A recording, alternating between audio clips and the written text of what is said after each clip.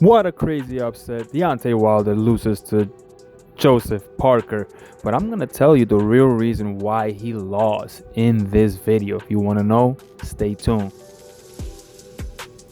Welcome back to the channel. This is Boxing Unwrapped. What a night of boxing. It was crazy. But I was telling you guys in my last video, I hesitantly gave Wilder the victory by knockout. One, I believe he needed to win by knockout. I didn't see any other way he would win. Wilder had only won a fight one time on the cards. That's it. Every other fight he won by stoppage, and almost every other fight that was of a character or fighter of note, he was losing every round until he knocked him out, and then he was knocked out twice. He has been hurt repeatedly in the fights against fighters that are of any note. He's chinny. I said that. Somebody in the comments said, "Oh, he's not chinny. You have to damn near kill him." No, he almost nearly got killed. He is chinny. And when he is chinny and he gets hit, he turns to flail his arms around like a grade school kid because he's not polished. He doesn't have boxing skill. Which leads me to my next point on why Deontay Wilder actually lost this fight. And it was abundantly clear in round one. Deontay Wilder fell in love with his training camp. What does that mean? Well, you can obviously see in the press workout and in that first round, he learned some new things. He learned how to jab a little more. He learned how to move around, use his legs more. He felt that he now was this complete fighter. Only problem is he fell in love with that newfound movement that he has. And he threw away rounds in the beginning, moving everywhere except forward. And he just threw away rounds. And then he only had one punch, which we all know he has one punch, right? The straight right. But he also has an uppercut. I was calling for the uppercut.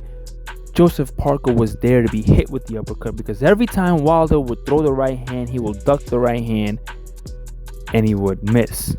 And then Joseph Parker will come over the top. That was the whole fight.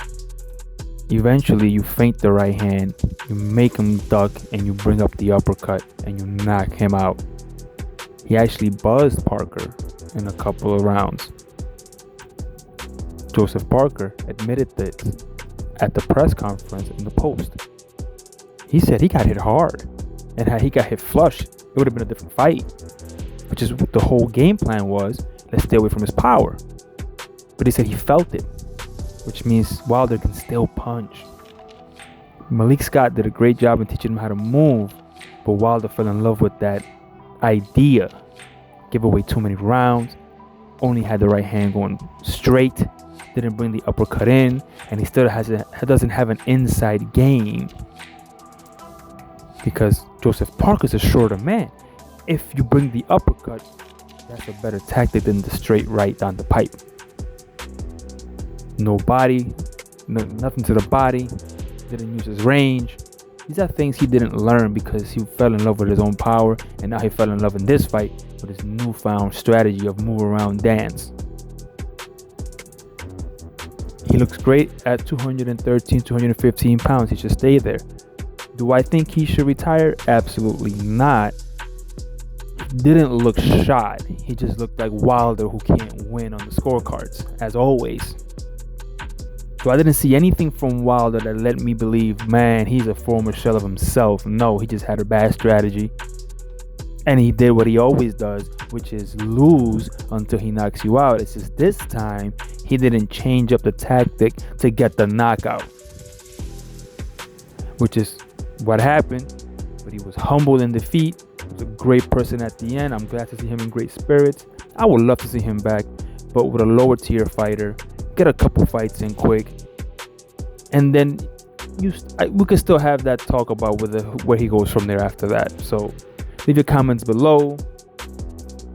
Let me know what you think about the fight, Wilder's future, and I'm out.